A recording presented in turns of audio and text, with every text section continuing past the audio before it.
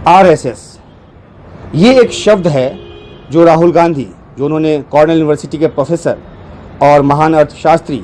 कौशिक बासु के साथ जो संवाद किया तकरीबन 1 घंटे 20 मिनट का, उसका एक मूल शब्द जो निकलकर सामने आया है वो है आरएसएस। इस पर हम बाद में बात करेंगे, लेकिन पहले जो उन्होंने एक बड़ी स्वीकारोक्ति की है, जब उनसे ये पूछा गया कि इमरजेंसी को कैसे देखते हैं, तो उन्होंने सीधे तौर पे कहा कि एक बड़ी भूल थी और उनकी दादी ने भी इस बात को स्वीकारा था। इसके बाद जब उनसे पूछा गया कि उसके बाद जो चुनाव कराए गए उसके बारे में उनका क्या कहना है, तो उसका जवाब देते हुए राहुल गांधी ने ये कहा कि जो इमरजेंसी के दौरान हुआ और जो अब हो रहा है उसमें बहुत बड़ा अंतर है। इस अंतर को साफ तौर पे इंगित करते हुए उन्होंने ये कहा कि कांग्रेस की कभी भी कोशिश ये नहीं रही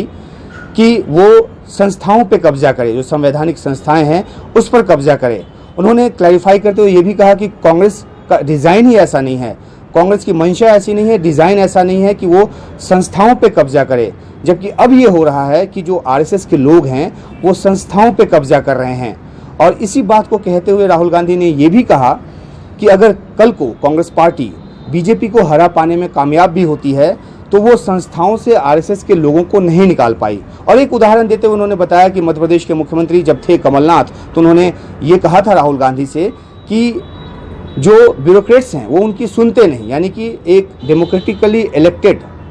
जो हेड था स्टेट का, उसका वहाँ की जो ब्यूरोक्रेसी है वो नहीं सुनती थी। तो इस उदाहरण के जरिए उन्होंने बताने की कोशिश की कि आखिरकार किस तरह से जो आरएसएस की विचारधारा से प्रेरित लोग हैं वो संस्थाओं में, चाहे वो जुडिशरी हो, चाहे वो एग्जीक्यूटिव हो, हर तरफ उनकी पैठ बढ़ती जा रही है और ऐसे में डेमोक्रेटिकली फंक्शन करना जो है वो मुश्किल होगा। ये इशारा उनका साफ था।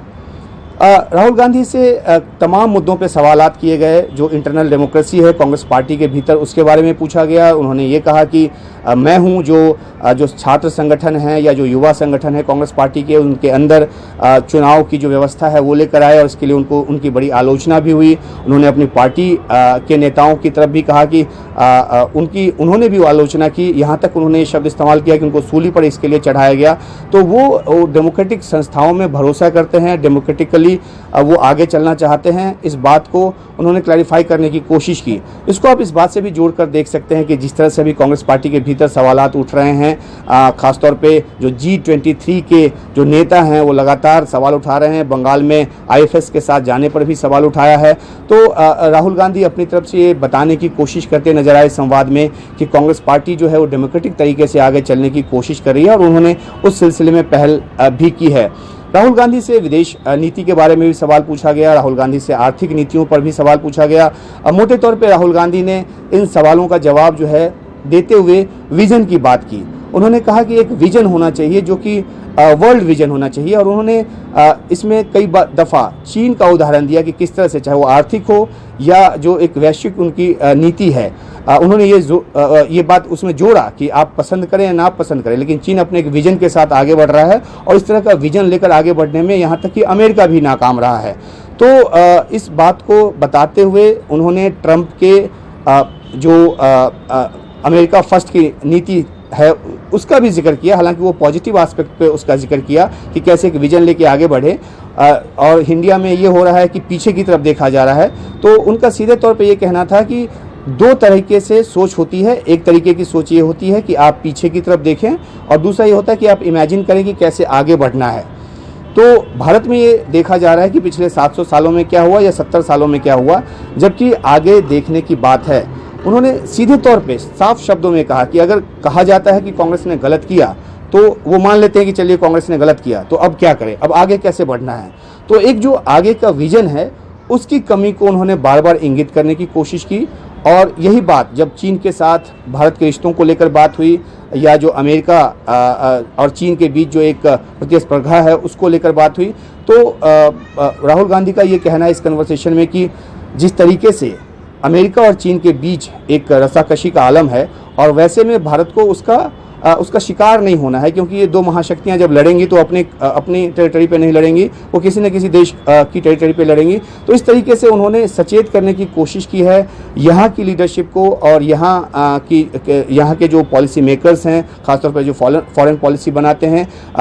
उनको ये सचेत करने की कोशिश की है कि आगे का विजन लेकर कैसे आगे बढ़ा जाए। और उन्होंने इस बात का भी जिक्र किया कि विदेश मंत्री के साथ उनकी बातचीत हुई थी, और उन्होंने उस पर यह बताया था कि एक